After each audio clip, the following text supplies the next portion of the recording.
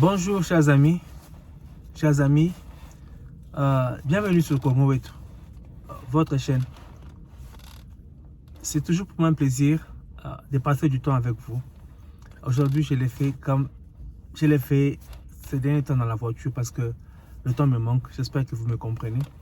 Dans la vie, des fois, nous avons beaucoup d'occupations, mais comme je le disais souvent, je me suis lancé sur plusieurs projets et Congo Wetu, c'est aussi un des projets. Il est aussi important que les autres projets, donc je ne dois pas le négliger. Et si je trouve du temps dans la voiture, comme maintenant là, je peux faire une émission. Donc je vous remercie de vous abonner, de commenter, de liker, de partager. Il y a de plus en plus de gens qui commentent. J'ai encore des gens qui ont commenté hier et aujourd'hui. Je vais leur répondre. En tout cas, je suis très content. Merci beaucoup. Merci de votre soutien. C'est grâce à vous que Congo Wetu va devenir grand. Ça, c'est la famille Congo Wetu, comme je l'ai dit. Donc, nous sommes de toute tendance politique, de toute tendance religieuse, de toute tendance culturelle. Nous sommes des Congolais. Alors, je reviens encore sur l'affaire Moïse Katumbi. L'interview qu'il a eue dernièrement. Je n'avais pas eu le temps de suivre l'interview en entièreté.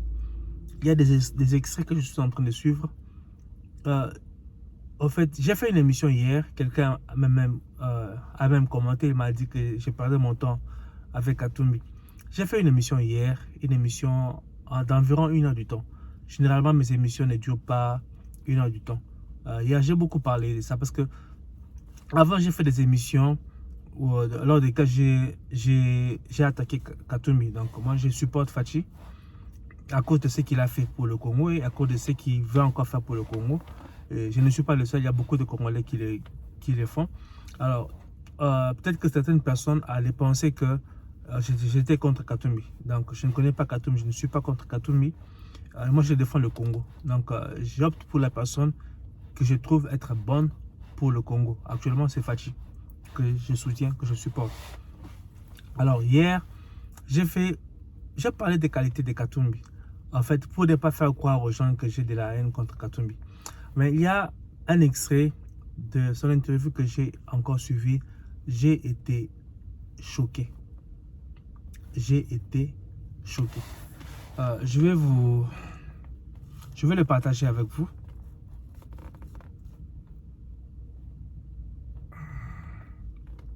Voilà, c'est ça, c'est parti. On nous a dit que le président Mobutu était centrafricain. Qui nous ont dit ça? C'est les talibans. Qui nous ont dit que Kabila était rwandais? C'est les talibans. Donc on va dire qu'il y a seulement un groupe ici qu'on peut reconnaître qui sont de vrais Congolais. Soyons... Moi je me pose la question. Qu'on puisse me dire, le président Kabila, quand il est venu de la Tanzanie, il avait un passeport zaïrois à l'époque. Qu'on me montre ce passeport-là. Sa famille aussi. On l'a vu dans Bloomberg il n'y a pas longtemps. Voilà. Katumbi, qui veut être président du Congo, qualifie une partie de la population congolaise de talibans. Je sais qu'après la victoire de Fachi en 2018, dans les réseaux sociaux, on a qualifié les Louba, les talibans, et les Louba ont qualifié ceux qui supportaient Fayoulou de Pangistan, donc de Pangistan, donc Taliban et puis Pangistan.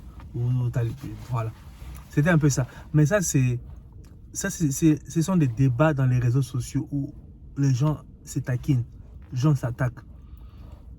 Un candidat présidentiel à son niveau, quand il fait un interview comme celui-ci, c'est supposé être suivi par beaucoup de gens. On ne peut pas descendre à ce niveau-là pour qualifier une partie de la population congolaise de talibans. Et qui est taliban? Certaines personnes qualifient les talibans de Kassaïens qui soutiennent Fachi, de Louba qui soutiennent Fachi. Mais Fachi n'est pas soutenu que par les Louba. Regardez partout Fachi passe. au Katanga, en Équateur, partout où il est passé. Il y a eu beaucoup de gens pour l'accueillir. À l'est du Congo, après les élections, pendant la campagne, Fachi était avec Kamere à l'est du Congo. Je pense que c'était à Bunia ou à Butembo. Je pense que c'était à Bunia ou à Beni. Fachi était insulté là-bas. Et quand il est revenu dans la ville, après être devenu président, la foule lui a demandé pardon de l'avoir insulté. Et Fachi leur avait dit que non, vous n'avez pas à me demander pardon, c'est votre droit de choisir qui vous voulez. Ces gens-là qui avaient demandé pardon à Fachi étaient des talibans aussi. Dans l'Union sacrée, est-ce qu'il n'y a que des talibans? Quand je vais, pour ceux qui considèrent les talibans comme des loubas, est-ce que dans l'Union sacrée, il n'y a que des loubas? Ou alors talibans, c'est tous celui qui supporte Fachi. Alors dans ces cas-là, je comprends qu'on dise que Mbemba était un taliban, Kamer était un taliban, Mbosso était un taliban, Balta était un taliban, Kofi était un taliban.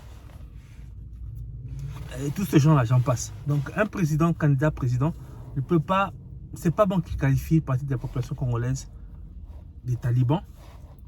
Et veut-il être président de cette population-là aussi? Ou bien il va être président du reste des Congolais, mais pas des talibans ou des Kassaïens. En tenant de tels propos, il pousse les Kassaïens, pour ceux qui considèrent les Kassaïens comme des talibans, il pousse les Kassaïens, les Louba, à ne pas voter pour lui. Or, vous savez, au Congo, l'ethnie qui fait beaucoup d'enfants, c'est l'ethnie Louba. Les Balouba font beaucoup d'enfants. Et les Balouba sont partout. Les Balouba ont construit le Katanga ou le Chaba. Ils ont travaillé dans la Chekamine. J'ai suivi, je ne me rappelle plus qui c'était, qui disait qu'on ne peut pas faire le droit au Congo sans les Balouba. Parce que beaucoup de magistrats au Congo sont des Louba. Donc je ne vais pas faire l'éloge d'une ethnie ou d'une tribu sur les autres. Mais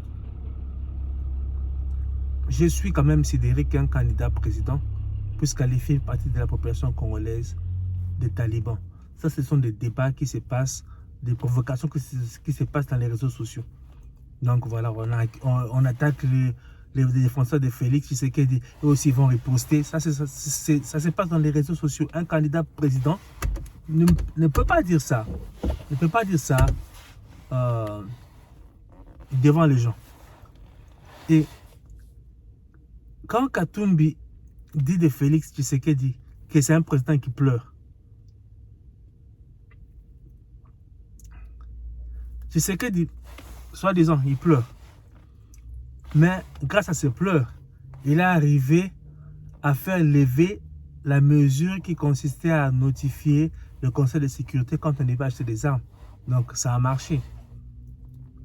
Et si Fachi pleure, c'est un président qui pleure, Fachi, dans ses interviews, il ne descend pas à ce niveau-là, de qualifier une partie de la population congolaise avec un nom. Fachi ne le fait pas. Donc j'ai vraiment été déçu par Katumbi à ce sujet-là.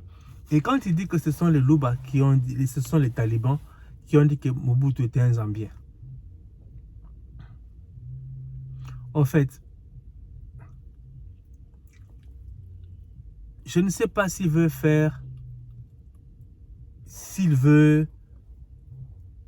parler de l'opposition qu'il y avait contre Mobutu sous le régime de Mobutu. Permettez la tautologie. Mais aujourd'hui au Congo, qui ne profite pas de l'opposition qu'il y avait contre Mobutu? Je n'entre pas dans les détails pour dire si Mobutu était un bon président ou pas. Mais il y avait de l'opposition contre Mobutu. Cette opposition était menée par Yachichi. Alors, s'il veut considérer les opposants à Mobutu comme des talibans, eux qui ont dit aux Congolais que Mobutu était un centrafricain, mais Katumbi oublie que Yachichi a tenu un discours pour dire que, bon, en fait, C'était pas le but du discours de Yachichi, mais dans les discours, quand il parlait du dialogue, à l'époque, Kabila ne voulait pas que Katumbi revienne au Congo. Katumbi était en exil. Yachichi a dit qu'il n'y aura pas de dialogue sans Katumbi.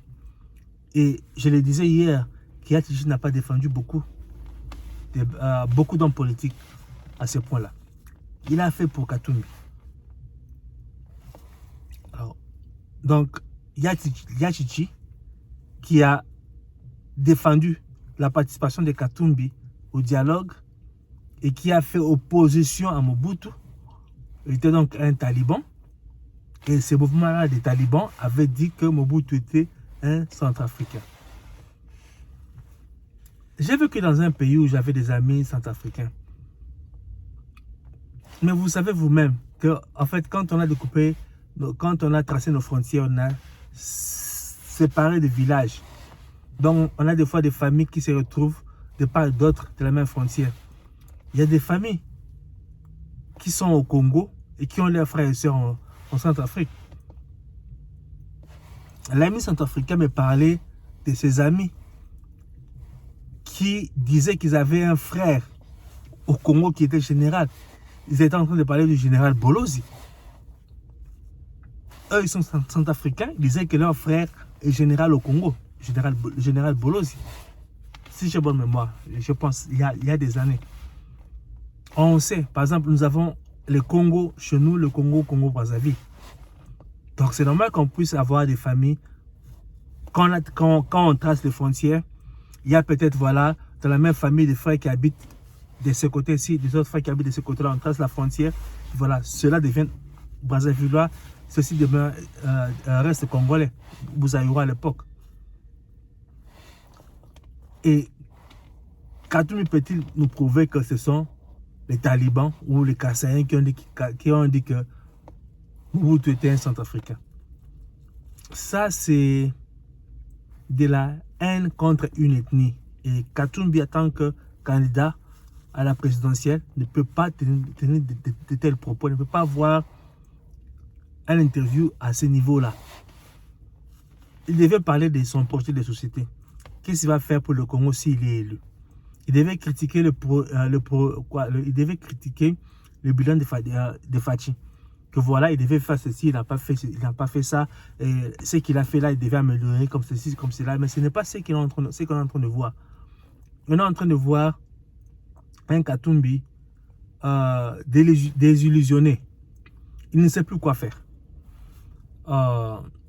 D'abord, il s'était préparé à ce que sa candidature soit rejetée par la CENI ou par la Cour constitutionnelle pour protester. Ceux qui étaient derrière lui allaient faire ce qu'ils allaient faire. Mais ils ont été surpris que tout le monde a été retenu. Même 2 candidatures ont été repêchées. Donc tout le monde va aux élections. Maintenant, quand tout le monde va aux élections, qu'est-ce qu'il faut faire? Parce que Katumbi sait qu'il ne peut pas battre Fachi. Il faut chercher autre chose. Alors,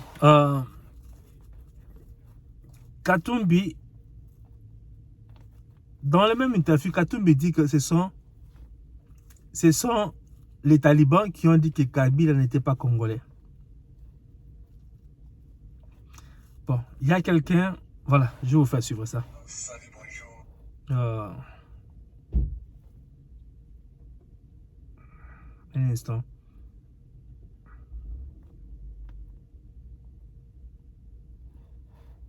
Voilà, quand la vidéo sera prête, je vais la partager avec vous. Donc, je suis vraiment déçu que Katumbi traite une partie de la population congolaise des talibans. Il est en train de diviser le Congo. Donc, entre le Kassaïen et le reste des Congolais. Ou les Loubantes et le reste des Congolais. Et lui pense que c'est une carte qui va marcher. Il y a très peu de Congolais qui sont dans cette logique-là. Qui sont en train de penser que voilà, un Moulouba ne peut pas être présent du Congo. Qui sont en train de penser que le reste des Congolais n'aiment pas les Balouba. C'est très faux. Voilà, la vidéo est là. Donc on va dire qu'il y a seulement un groupe ici qu'on peut reconnaître qui sont de vrais Congolais. Soyons quand même très sérieux. C'est des passeports congolais, ça. Ah bon, vous n'avez jamais eu deux. Peut-être c'est de passeport d'un village. D'un seul village, parce que les gens qui s'opposent à moi sont d'un seul village. Bon, attendez.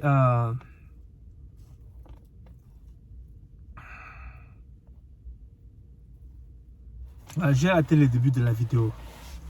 Voilà, Katumbi qui dit que les gens qui s'opposent à lui sont dans un seul village. Donc ceux qui s'opposent à Katumbi sont des talibans. Donc ce sont des Louba, ce sont des Kassaïens peut-être. Et ce sont ces Kassaïens-là qui ont dit que Mobutu était un Centrafricain. Et le reste de Congolais ne s'opposent pas à Katumbi. C'est vraiment regrettable. C'est vraiment regrettable. Bon, la vidéo va commencer bientôt. Qui nous ont dit ça? C'est les talibans. Qui nous ont dit que Kabila était rwandais? C'est les talibans. Donc on va dire qu'il y a seulement un groupe ici qu'on peut reconnaître. Voilà.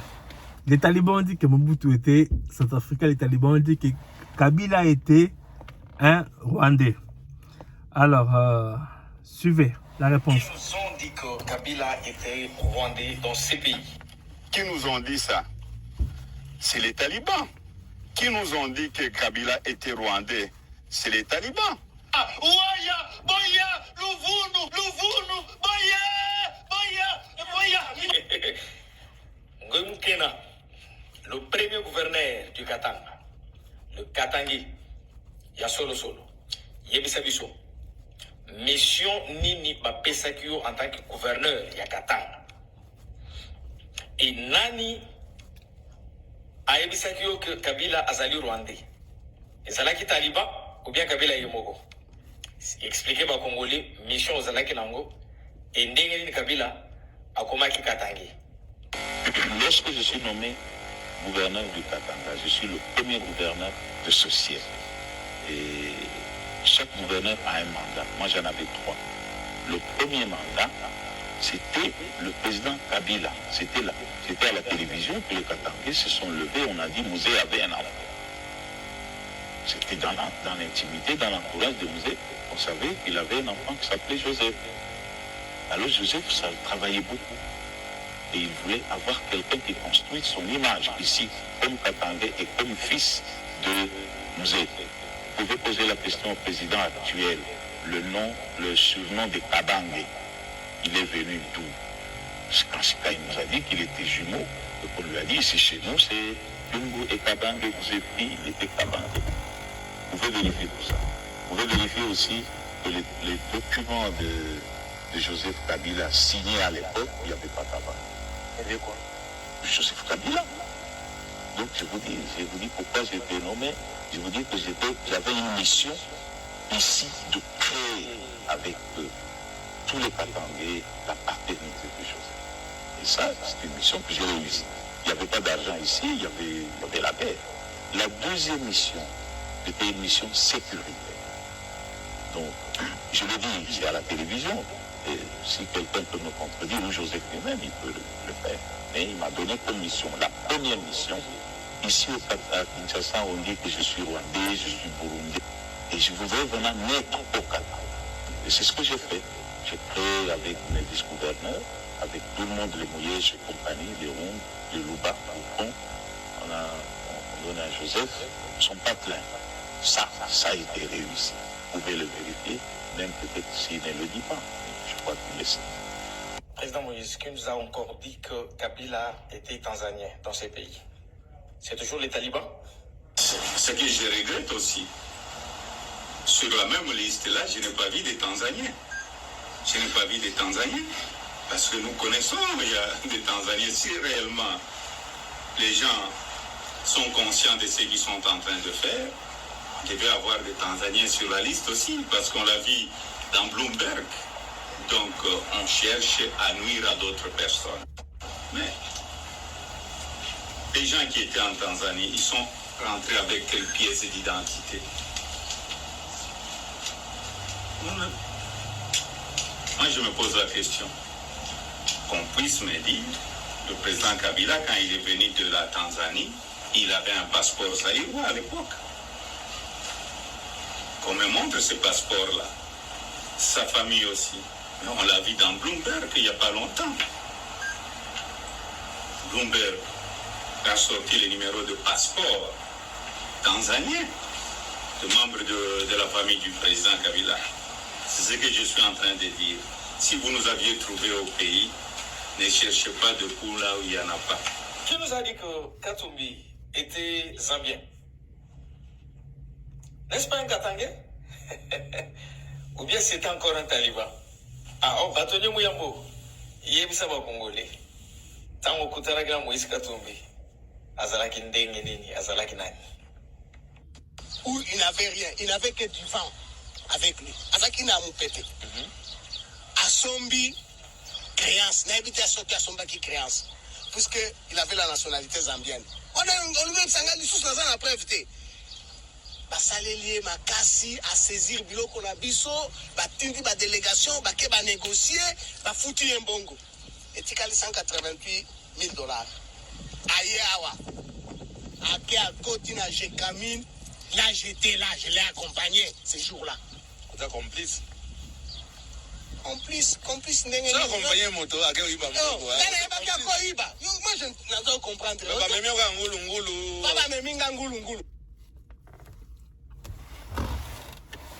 Voilà, vous avez suivi.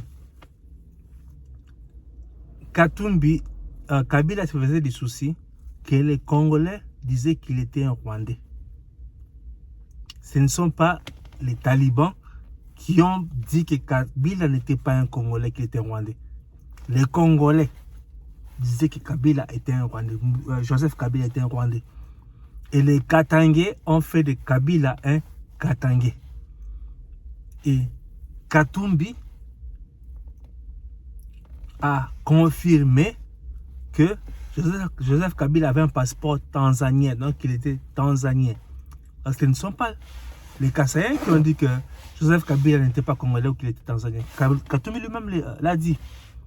Et vous voyez maintenant que Katumbi n'est pas, en fait, avait la nationalité tanzanienne. Et donc, étant donné que la nationalité congolaise est une exclusive, Katumbi ne pouvait pas être candidat à l'élection présidentielle de décembre. Mais, comme notre pays est encore fragile, notre pays est en train de se construire, il y a encore des personnes qui ont de l'influence dans le monde, qui tentent à déstabiliser notre pays.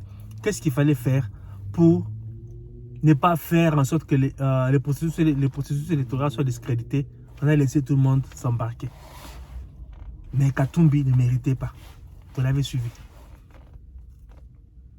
Ça, ce sont les talibans qui l'ont dit.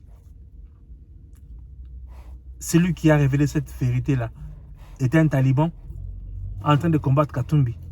Non. C'est vraiment choquant, les propos de Katumbi. Vraiment, vraiment choquant. Et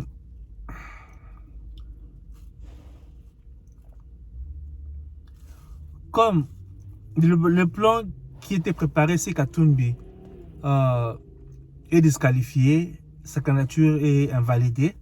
Comme ce plan-là ne peut pas être exécuté parce que tout le monde a été accepté, alors Katumbi, sachant bien qu'il ne peut pas gagner les élections, il doit trouver un moyen pour discréditer le processus et ainsi justifier sa défaite. Et continuer à parler et à faire pression. Alors, il y a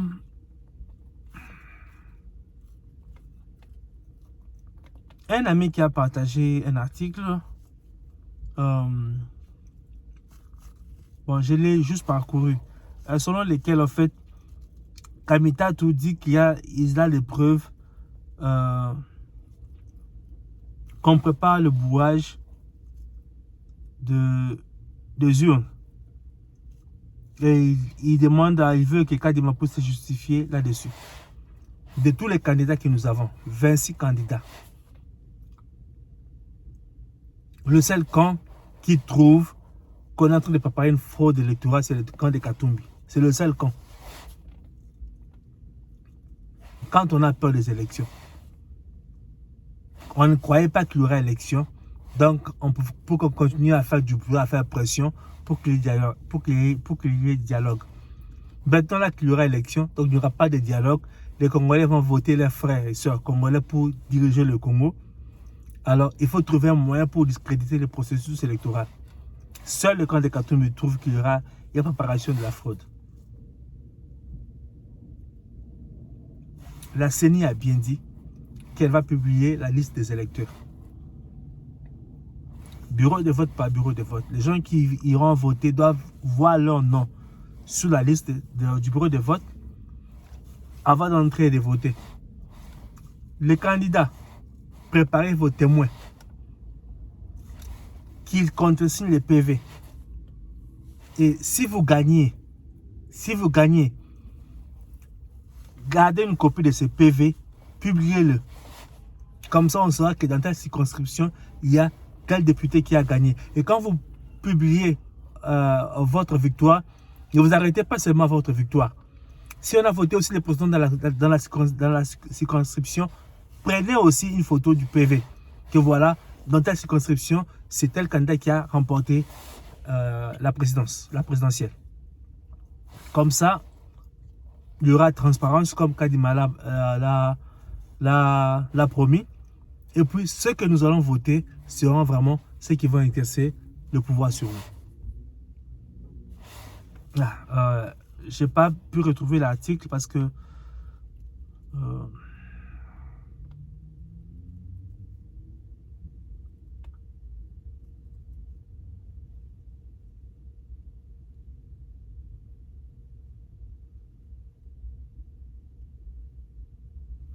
je m'excuse, c'est pas Kamita, c'est Francis Kalongo.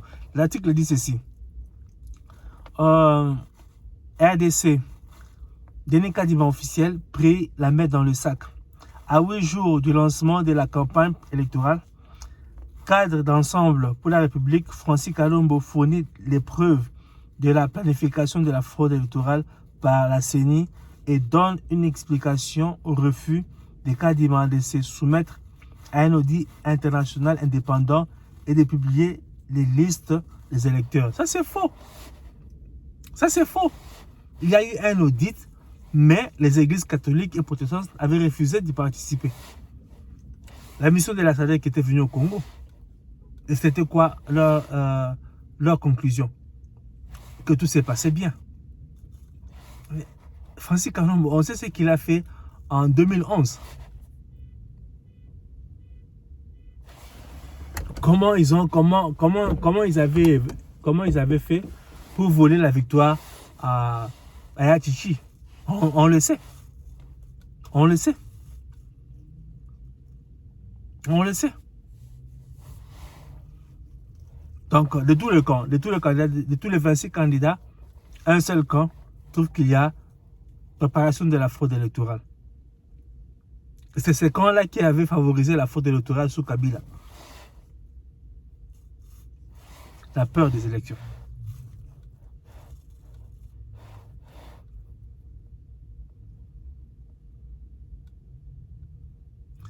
Alors, regardez ce qu'est devenu l'UPEN sous Faché.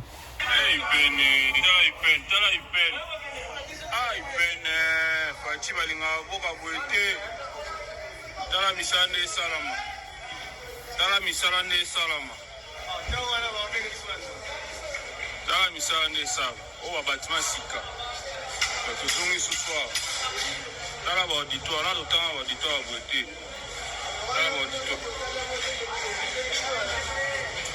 ils sont dossier à la fatigue quand ils sont dossier les campagnes la fatigue bandi campagne de bandi dossier la campagne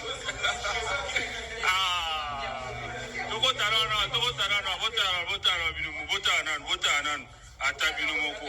Balingamboa Boete.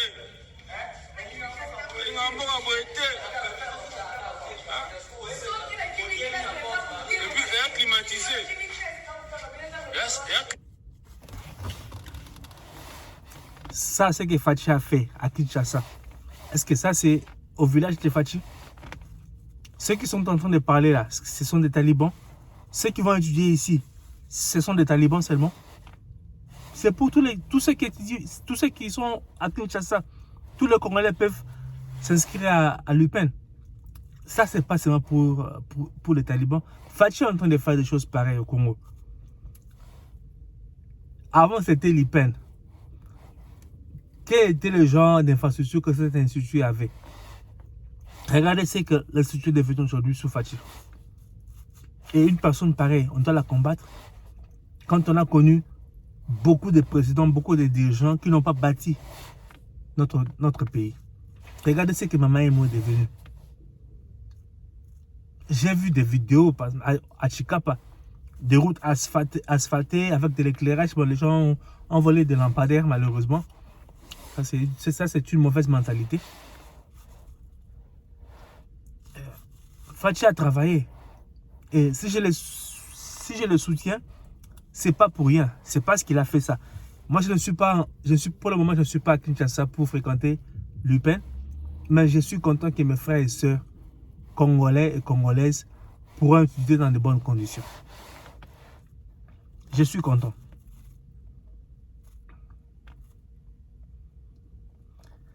Alors,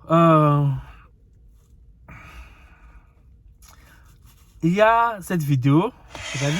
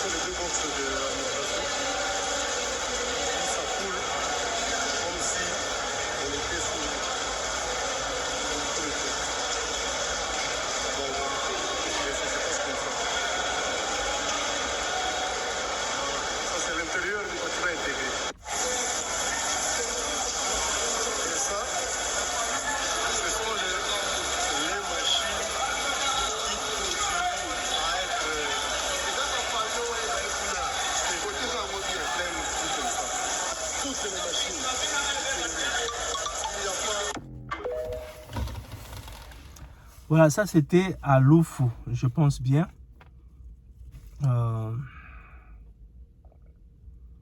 Le poste frontalier de Lufu, bâtiment récemment inauguré. L'administration qui est en charge de ces territoires-là, ou quiconque est en charge de ces projets doit porter plainte contre la société qui a construit ces bâtiments. Cette société doit payer et réparer ces bâtiments. Ceux qui ont fait du travail ont fait mauvais travail. Ce n'est pas Fachi qui a bâti ces bâtiments. Ce n'est pas le Premier ministre. Donc, on ne peut pas blâmer le gouvernement ou Fachi pour cela. On doit blâmer la société qui a fait le travail. Ils doivent payer. Et ils doivent corriger cela. Donc, lorsque vous gagnez un marché au Congo pour construire un bâtiment, faites un travail sérieux. Faites un travail sérieux pour que vous puissiez encore gagner d'autres contrats et construire encore. Parce qu'en fait, ça, ce n'est pas une bonne publicité pour la personne ou pour la société qui a construit les bâtiments. C'est pas une bonne chose. C'est pas une bonne chose. Alors, il y a la vidéo de Kagame. Hier, Kagame qui menaçait indirectement le Congo. People, and I want to warn people today, when shells were crossing our border and landing on our territory, there is a lot we said about it. When FDLR crossed our border and killed people in Ichinigi, literally shutting down that area rich in tourism. And that was the purpose. And of course, the immediate response of those outsiders is to say, don't go to Rwanda, don't go to that area. And then when I do something about it, it's like, oh, no, you are doing a terrible thing.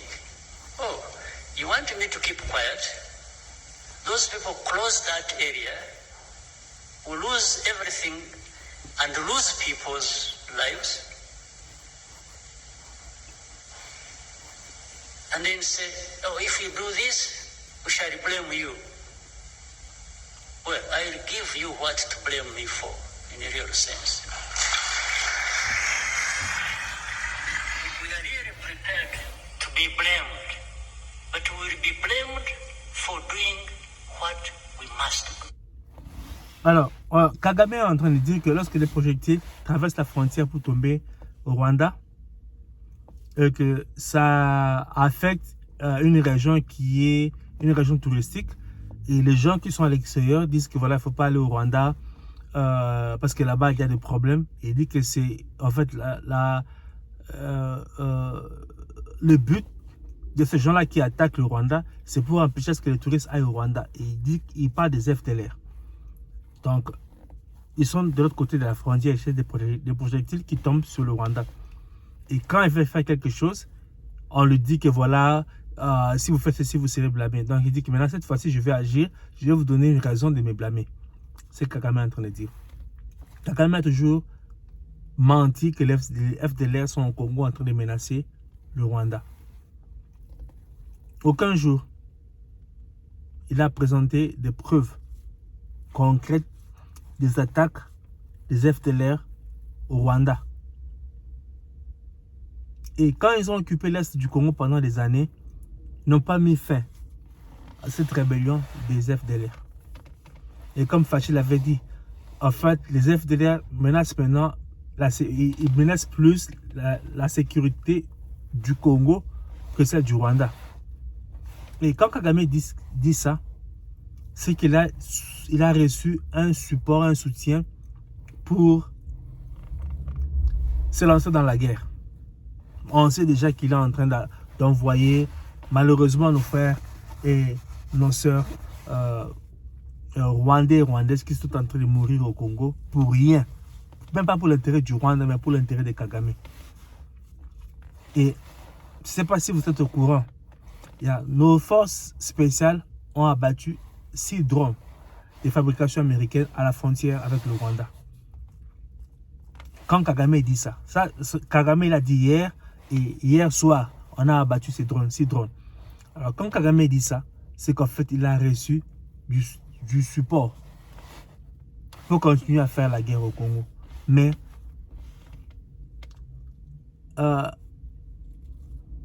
plus le temps passe,